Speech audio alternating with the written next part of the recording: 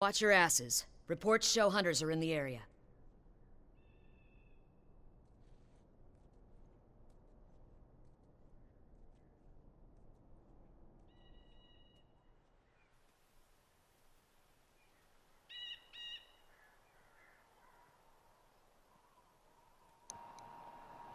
Hello everyone, and welcome to episode 2 of Minutes with Six, entitled Fidelity, Fixation or Foundation.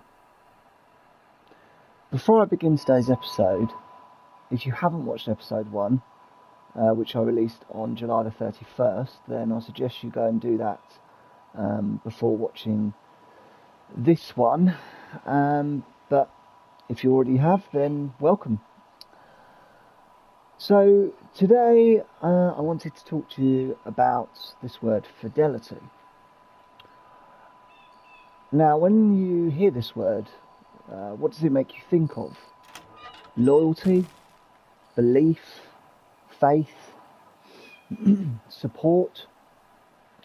All of these words are associated with the very word and appear in the definition as defined by the Oxford English Dictionary. So, where do these concepts appear in your life? Is it with the people that you know, or is it groups that you attend? Might it manifest in the religious beliefs that you hold, or is it something entirely different? From my perspective, I place fidelity as a high priority. This is because fidelity leads to genuine interactions with the world around us. This does not just include people, but the environment as well. As we go about our lives, we spend much of our waking moments interacting with something or someone. So why not make it meaningful? The opposite of fidelity is falsehood. Falsehood is the notion that nothing around us is to be believed. We should question things. We should ask ourselves questions of trust and truth, because we have to be able to navigate the world in a way that is conducive to our survival. So it seems that fidelity is built into our genetic makeup. As humans, we desire to find that which is genuine and real. We want to feel like we are cared for and cared about, yet so many people throw it to the wayside. Allow me to explain. The first example I'd like to use is social media. This is the hub of falsehood in many cases. People post on social media hundreds of millions of times a day. Let me just give you some figures. Across all social media platforms, there are 510,000 comments and 293,000 status updates left every 60 seconds. Let's just take that figure of 293,000 again, and that's the status updates. That's in just 1 minute. That's 17,580,000 an hour. That's 421,920,000 in a day. Now, my calculator doesn't even stretch to work out a week. And I don't even know if I would be able to read that number myself. This is mind-blowing to think about. And it's no wonder that fidelity, which is genuine, truth, is so difficult to find in this minefield. With the amount of content that our brains consume, it can be almost impossible to find that which is genuine. This is especially true when people are posting about their lives in a disproportionate manner. This is not the place to look for fidelity. I deleted much of my social media about 8 years ago, and I haven't looked back since. That's how I found fidelity, living my own life rather than worrying about other people's. How do you find fidelity in your life?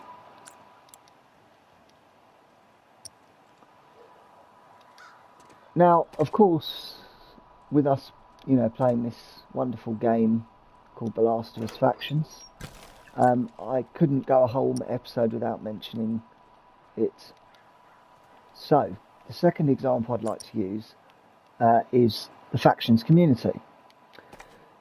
There is no denying that there are many people and content in this community that embodies fidelity. Then there are those that don't. I'm not here to tell you personally who you can and cannot support, but I do want to ask you this question. Are you shaking somebody's hand and then stealing their wallet with the other? Let me just ask you that again. Are you shaking somebody's hand and then stealing their wallet with the other? Are you part of this epidemic that is taking over society, well, as I see it anyway? I'm of course talking about the notion of being two-faced. This is something I've seen a lot in this community, and it really, really hurts greatly. It hurts because we should be striving for more. Let me give you an example of my observation. Rager's Rager is a popular YouTuber in the Last of Us community and has many supporters and also many haters, it's fair to say. I, for one, support him, as do many other content creators in this community. The idea that he is somebody that is divisive is fair. You know, that's something that definitely, is true to say. And for me, the way I operate is I support people big and small. And I see many other people doing this as well. However, I do see people in Rage's streams who seem like they support him, but then they come to my streams and they talk no end of smack about him, they slate him, and whatever. Now, again, I realise that Rage is a divisive individual, but then what popular content creator is it? And it's a concern for me that people would feel okay with using my channel as an opportunity to belittle another person. That's not something that I'm supportive of, and I'm certainly not okay with it. Now, don't get me wrong, Rage can certainly stand up for himself, and I'm not here to be his eyes and ears, so to speak, but I just want you to consider that for a second. For me, the main problem with this is that there are people in this community that exist entirely to create division and foment chaos. These are not the kinds of people that we need. What we need is people who elevate each other, support each other, and create a better environment for everyone. Now let me give you an example of somebody who I feel embodies this, really, really well. So many of you know a good friend of ours, Kubaslu. So Kuba is someone who I've personally admired for a long time. He has great skill in the game, but he also has great humility as well. For me, he's the epitome of a genuine content creator. His skills speak for themselves. And there's no bragging involved at all. There's no, hey, look at me, what I can do. He is who he is, take it or leave it. Never in my time playing with him or against him have I witnessed him slating those he supports. It's a great breath of fresh air. So, I'm not saying be Kuba, be another Kuba, but I'm just saying, be yourself, but find the time to support other people, find the time to do good, rather than being negative and hateful and deceitful. Please. The final example I want to give to you today is yourself and I. Us, each other, you the viewer and me the creator. Have you ever stopped for time recently to analyse your own behaviour? I personally have, and I can say that I'm constantly striving to improve my image, my decisions, and my relationships. I don't and won't always get everything right.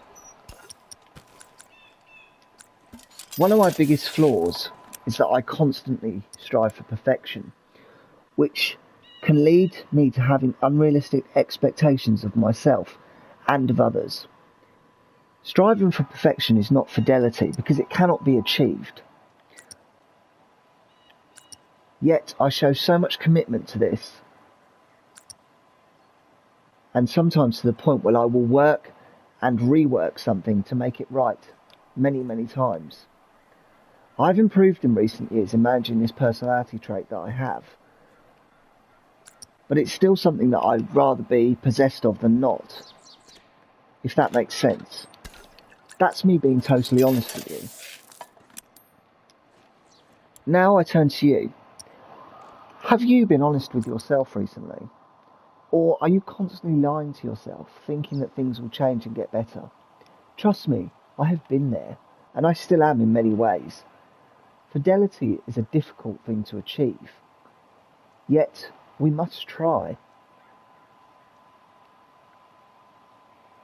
To sum up then, fidelity is not something that is easily found.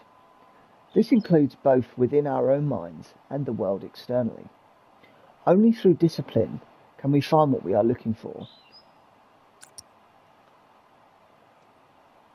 I thank you for your time today, and I hope that this discussion has provided some genuine food for thought. Until next time, keep your Bombs hands off armed. me. Heads up!